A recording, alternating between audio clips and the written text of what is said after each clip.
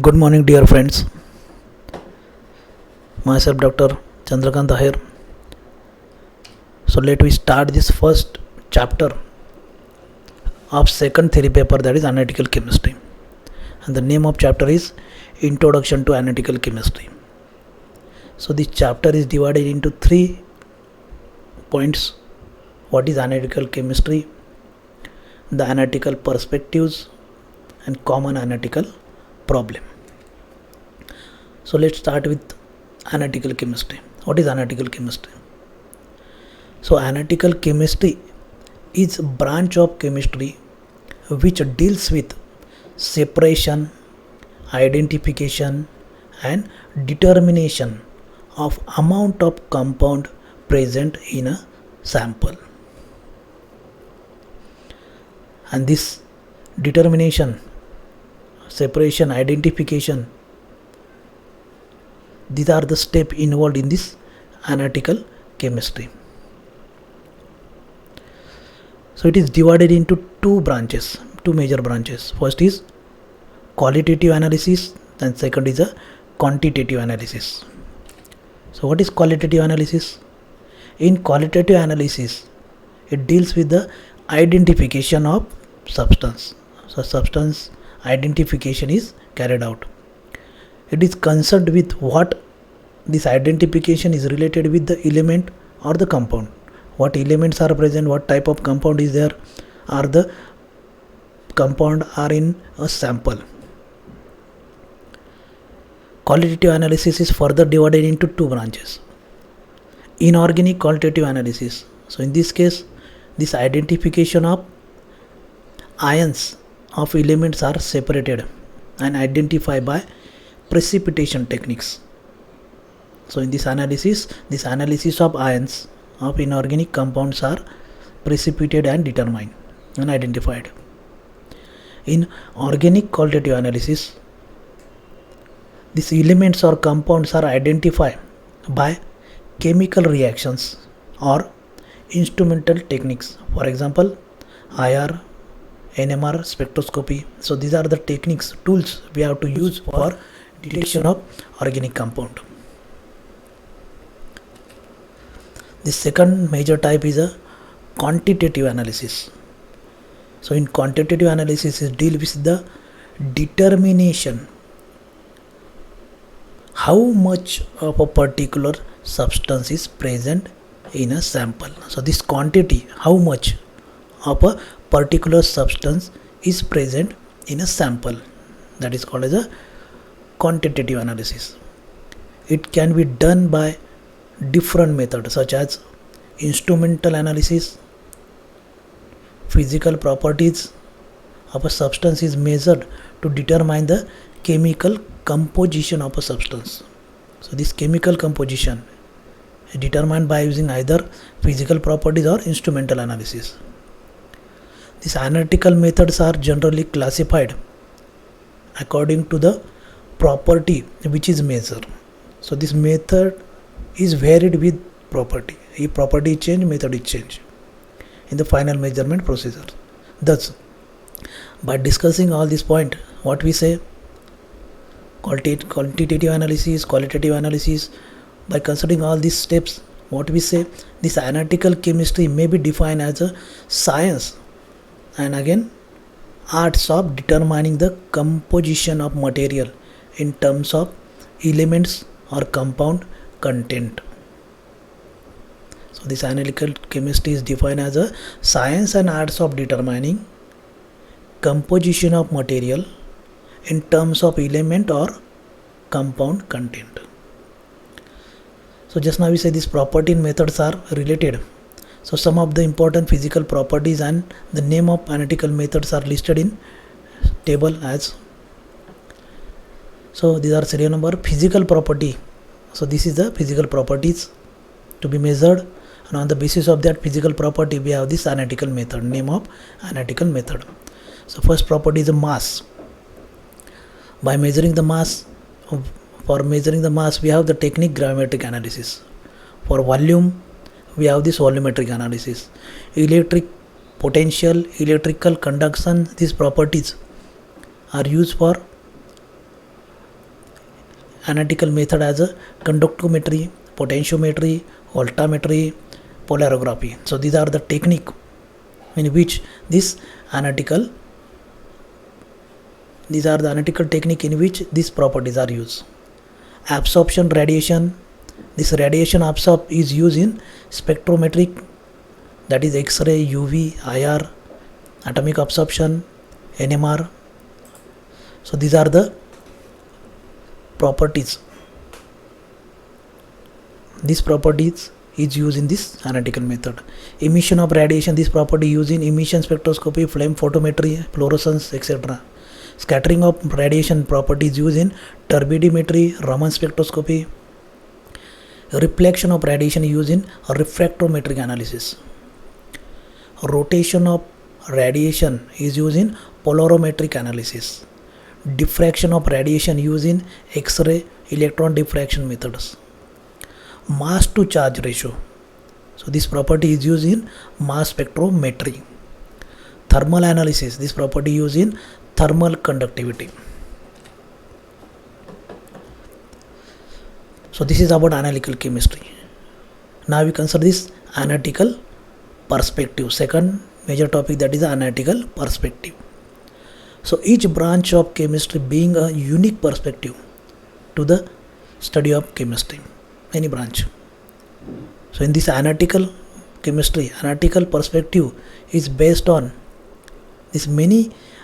So there are many analytical chemists relate this perspective as an analytical approach to solving problem. So what is basic analytical perspective का है? So it is the direction, it is the way to solving the problem.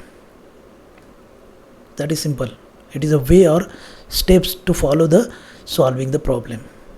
Thus it has many descriptions of analytical approaches as analytical chemist. So there are many analytical chemists, so there are many ways, many steps, and thus there are many. How many? So there are many descriptions are there, but for our convenience purpose, it is treated as a 5-step process. So in this chapter, we consider this analytical perspective as a 5-step process to solving the problem. So what are the 5 steps? Step first, identify and define the problem. Second, design the experimental procedure. Third, conduct an experimental data. Fourth, analyze the experimental data. Fifth, propose a solution to the problem. So just now we consider these 5 steps. So these 5 steps are shown in this flow diagram, showing one view of analytical approach to solving problem. So how we solve this problem by using these 5 steps. So step first is identify and define the problem. So in that step, what we consider? So what is the problem content? What is the actual problem? So here we have to study the problem. What type of information is needed? So in this problem, what type of information is required? That we have to study it in the step first. That is identify and define the problem. If we know the problem, we define the problem, then we go for the step second. Design the experimental procedure. If we know the problem, on the basis of that, what data we have to require, on the basis of that, we have designed the experimental procedure. Which experiment, which techniques is to be used, that we have to decide in step second. So at this point, establish design criteria, identify potential interference, establish validation criteria, select analytical method, establish sampling strategy. So in step 2, we design the experimental procedure. If you design the experimental procedure, then we go for directly step 3 as a conduct an experimental data. So in this case, we perform actual experiment. So we conduct experiment and gather that data. So what is the steps? Calibrate instruments and equipment, standardize reagent, And by using all this, we perform the experiment and we gather the data. So we get this observation, we gather the data in step 3. Using this data, we go for the step 4. What is step 4? Analyze the experimental data. Whatever the data we gathered in step 3, we analyze in step 4. So what is the points? Reduce and transfer data, complete statistical analysis, and then last is interpret the result. If we satisfy with the result, then well and good, we go for the step 5. If we don't satisfy with the result, then we come back to the step 2. We carried out some changes, or we repeat the step 2. We perform step 3. Again we generate data. Again we interpret data. If it is not well and good, we go this loop of step 2, step 3, step 4. We called it as a feedback loop. So this is a feedback loop. As data is gathered, is interpreted this result, and that is well, satisfactory data is available, then this result is satisfactory, then we go for the step 5th. What is step 5th? Propose a solution to the problem. What are the problem? We got the solution, we got this answer. Then problem is solved. This analytical perspective is assigned. We get the answer for the problem. We solve the problem. But from this data, we don't get the answer. Beside this answer, what we get? What does answer suggest? This answer suggests a new problem. How this is happen? And it create a new problem. And by using this new problem, we go on repeating the whole steps again, and we get the answer of that new problem. If problem is generated, then otherwise we solve the problem by using this analytical perspective by following these 5 steps. So there are many important features in this perspectives approach to solve problem. This step 1 to 5 provide this backside 1 to 5 steps provide opportunity for analytical chemists to collaborate with individual outside the area of analytical chemistry. So we require the help of person beyond the analytical chemistry. Many problems on which analytical chemistry work originated in other fields. So we solve problem in analytical chemistry, but that original problem is generated in other fields, medicinal field, industrial field, or biological field, whatever may be the fields. The fields are different, but we solve this problem by using analytical approach. The analytical approach is not linear, but incorporation of input for further operation consisting of step 2, 3 and 4, in which outcome of one step may cause a re-evaluation of the other 2 steps. So this feedback loop is there. Finally, the solution to one problem. If you get the solution, then this problem is over. Or sometime this solution of one problem often suggests a new problem, and we go again repeating this analytical perspective steps. In this analytical chemist being with a problem, what are for example, evaluating the amount of dust or soil ingested by a children as an indicator of environmental exposure to particulate based pollutant. So this is the pollution chemistry, in which this pollutant concentration in the form of drugs or soil matter, which is ingested by children, is to be used. Second, resolving contradictory evidence regarding the toxicity of a perfluoropolymer. So this is a polymer pollution. Toxicity of perfluoropolymer during combustion, or developing rapid and sensitive detector for the chemical welfare agents. All these points are analytical approach involves collaboration. So this pollutant chemistry, environmental chemistry is there. For toxicity, we require this biological person is there. So all chemical approach solving requires collaboration between the analytical chemist and the individual responsible for the problem. Both of them decide what information is needed and also necessary for the analytical chemist to understand how the problem relate to broad research goal. The type of problem, context and information needed are essential to design a appropriate experimental procedure. So this design is appropriate for the gathering the data. So the design of experimental procedures involved selecting an appropriate method of analysis based on established analytical standard criteria. So this method based on certain criteria, standard criteria. What are the criteria? See first, accuracy, precision, sensitivity and detection limit. Next, this urgency with which results are needed. What are the time span? How this information is needed within shorter time. That urgency is important. The cost of single analysis. If cost is more, so we have to limit this analysis steps. If cost is very less, then we have number of analysis. We have this number of data produced.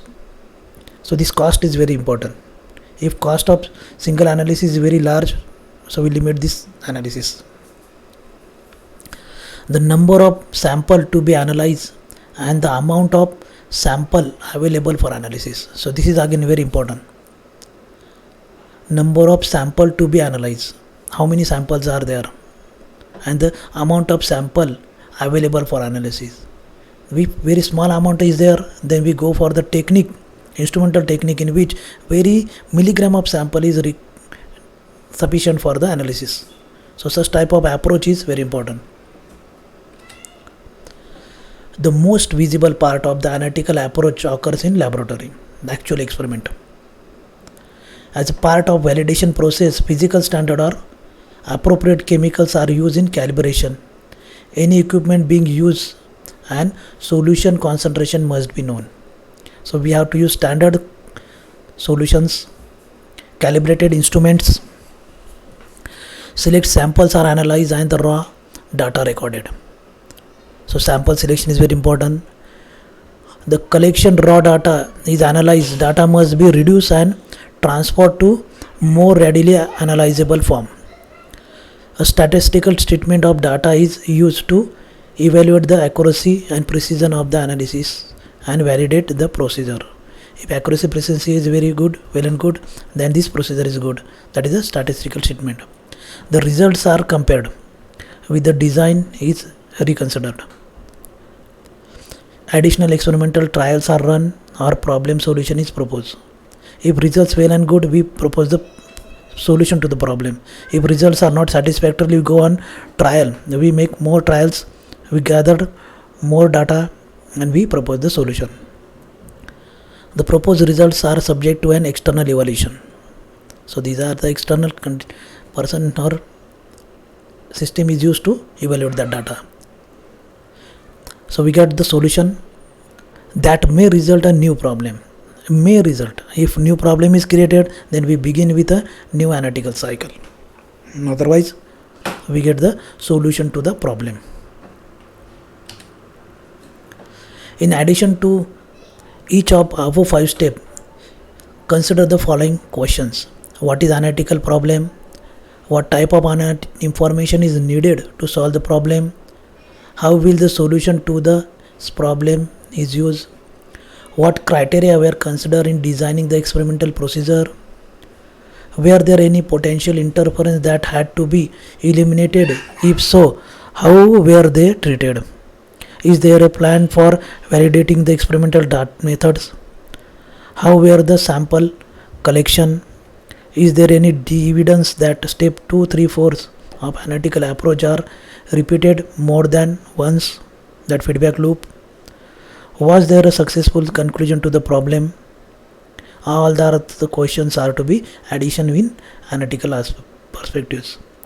To resolve such problem, the science or chemistry, this chemist or expert has a vision of what is important for new and existing field of advance. So there is a scope to develop a new method or develop an old method, or we have the advanced field. Then the last part of this topic is the common analytical problem that we have to study in next lecture.